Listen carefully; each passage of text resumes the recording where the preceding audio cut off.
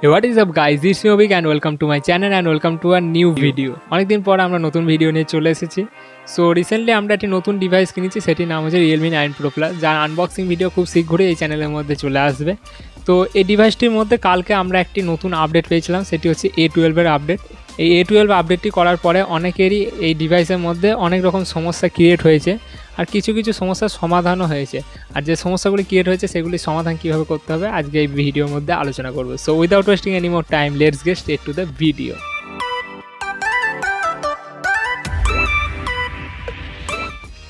So first of all আমি আপডেটটি করার পরে কিছু কিছু সমস্যার সম্মুখীন হয়েছি, সেগুলো নিয়ে আজকে এই ভিডিওতে আলোচনা করব।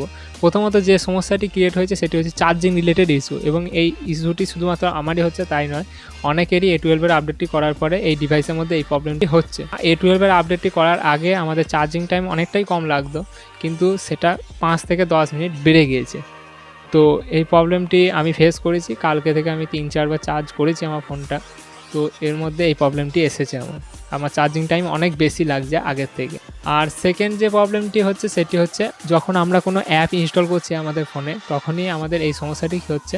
কারণ অ্যাপ ইনস্টল করার পরেই আমাদের এই ধরনের একটা ইন্টারফেস আমাদের দেখাচ্ছে এবং এর মধ্যে অ্যাড দেখাচ্ছে। সো এটা খুবই অ্যানোয়িং। সো এই প্রবলেমটিকে দূর করার জন্য সিম্পলি আমাদেরকে প্রথমে আমাদের সেটিংসে যেতে হবে, এবং সেটিংসে যাওয়ার পর অ্যাপসে যেতে হবে, এবং অ্যাপসে যাওয়ার পরে অ্যাপ ম্যানেজমেন্ট যে অপশানটি রয়েছে এটি ক্লিক করার পর আমাদের এখানে সার্চ করতে হবে সিকিউরিটি অ্যানালাইসিস।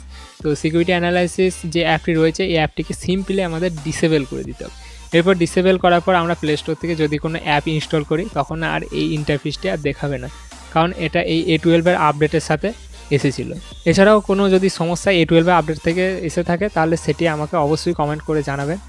আর এছাড়াও যে ভালো দিক কিছু এসেছে, ভালো দিক বলতে গেলে যেটা হচ্ছে আমাদের ক্যামেরার মধ্যে ফগের ইস্যু একটা ছিল অনেক আগে থেকেই ব্যাক ক্যামেরাতে। তো অনেকেই বলছে এই ফগের ইস্যুটি এই আপডেটের মাধ্যমে পালিয়ে, আমার ফোনে যেহেতু ফগের ইস্যু একবারই এসেছিলো এবং তারপরে পালিয়েছিল, তারপরে আর কোনো দিন আমি ফগের ইস্যুটি দেখতে পাইনি আমার ব্যাক ক্যামেরাতে। তো এই A12 এর আপডেটের মাধ্যমে অনেকেরই ফগের ইস্যুটা পালিয়েছে ক্যামেরার মধ্যে। তো এটা খুবই ভালো। আর রিয়েলমিকে একটা কথাই বলা যে আগস্টে সিকিউরিটি প্যাচ এত দেরিতে কেন দেওয়ার কারণ আমি সেটাই বুঝতে পারলাম না, যে এত দেরিতে কেন এদের সিকিউরিটি প্যাচটা দিচ্ছে। মাসের শেষে এসে কালকেই পেয়েছি আমি আপডেটটা। তো এই ছিল আজকে ভিডিও। যদি ভিডিওটি ভালো লাগে থাকে অবশ্যই ভিডিওটি লাইক করে দেবে আর কমেন্ট করে বলবে ভিডিওটি কেমন হয়, আর তোমরা অবশ্যই ভিডিওটি শেয়ার করে দেবে। আর তোমরা যদি চ্যানেল নতুন হয়ে থাকো তাহলে চ্যানেলটিকে অবশ্যই সাবস্ক্রাইব করে দেবে, আর পাশে থাকা বেল আইকনটা টিপে অলে করে দেবে, তাহলে নতুন ভিডিওর আপডেটগুলো ইজিলি পেয়ে যাবে। আর আমি রেগুলারলি এবার ভিডিও আনার চেষ্টা করব। তো আজকের মতো বাস এইটুকুনি, দেখা হচ্ছে নতুন কোনো ভিডিওতে নতুন কোনো টপিক নিয়ে। চলো বাই।